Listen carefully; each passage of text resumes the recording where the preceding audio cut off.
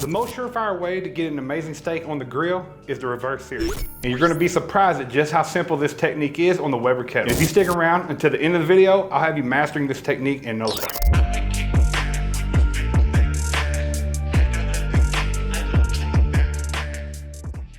What's up everyone, I'm Joe, and today I'm gonna be showing you how I do the reverse sear technique on my Weber Kettle. This technique is gonna help you get a perfectly cooked steak with an amazing crust. The problem that most people have when they grill steak is they cook it directly over the fire. That's gonna give you a great char, but you're probably gonna end up with an undercooked steak. What the reverse sear technique's really about is allowing you to slowly control that internal temperature of the meat. Then you can finish it with a sear just towards the end once you've gotten the internal temperature close to where you want it. This technique is very simple and straightforward, and I'm gonna share with you the tips and tricks that I use to get a perfectly cooked steak every time. First thing we need to do is light the grill. So it is imperative you buy a chimney starter. This thing here is gonna save you from using lighter fluid, and it does a great job of lighting your charcoal. So we're gonna start with an empty basket, and we're gonna throw a full chimney of charcoal in here.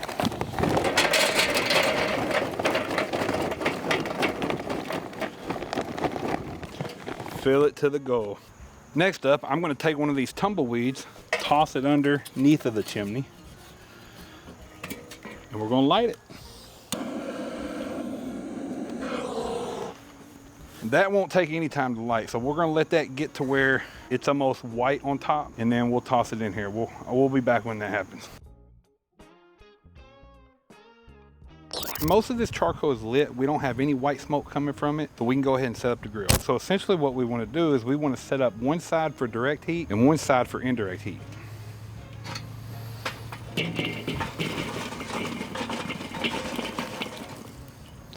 So make sure you put that charcoal on one side of the grill. Once you have that done, go ahead and throw your grate on, and we're going to use one side for direct heat, one side for indirect heat. So we can actually go ahead and throw on the lid. And we can go get our steak seasoned up and we'll start cooking.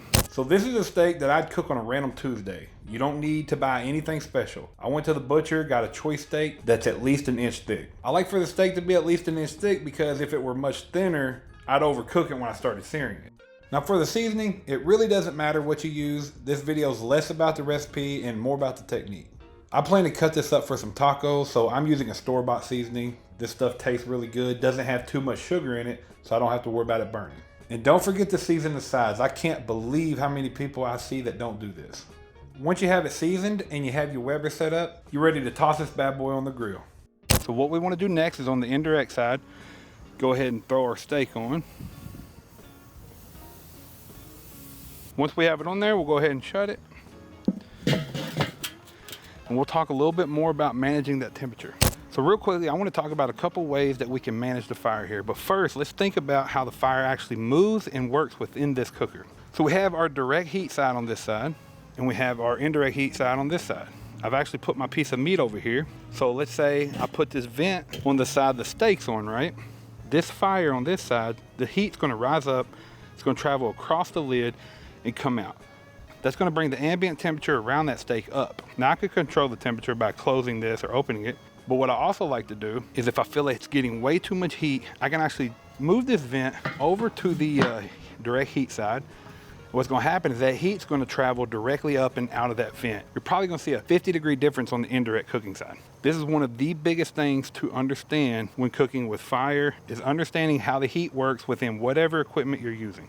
Whether you're cooking over live fire, you're cooking over charcoal, doesn't matter. Learn how the heat works and try to manipulate it. What I'm gonna do is I'm gonna bring this steak up to 110 degrees and then we're gonna finish it off on the direct heat side. All right, so our steak's hit 110 internal. Time we put it on the direct side and sear it off.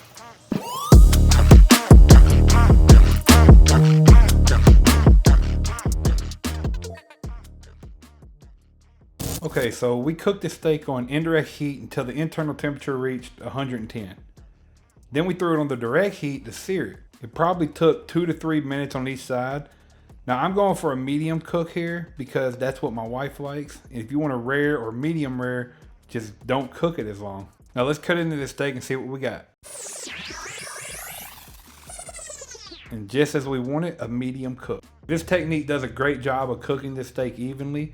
You can see that pink line goes straight across the middle of the steak, indicating that it was cooked evenly. So there you go. That technique is super simple. You can really control the temperature. Cook it to however you like, rare, medium. If you're my mother-in-law, way over that. But the important thing about the reverse sear technique is that you can slowly control the temperature to where you need it, hit it with some heat, and then call it a day. Super simple, do it on a Tuesday, doesn't matter. Super easy, and doesn't take long. That cook might have taken me an hour. So look, if you enjoyed the video and you learned something, go ahead and give me a thumbs up, hit that notification bell, and subscribe. Or don't, but just know you're gonna be missing out on some really cool videos with some tips and tricks that's gonna elevate your game. And I'll see you next time. Oh, now they call me, I seen them. All of those times getting severed. I told them all I get let up. They get on top of me never. Give me a shot and I swear I shoot like Berettas.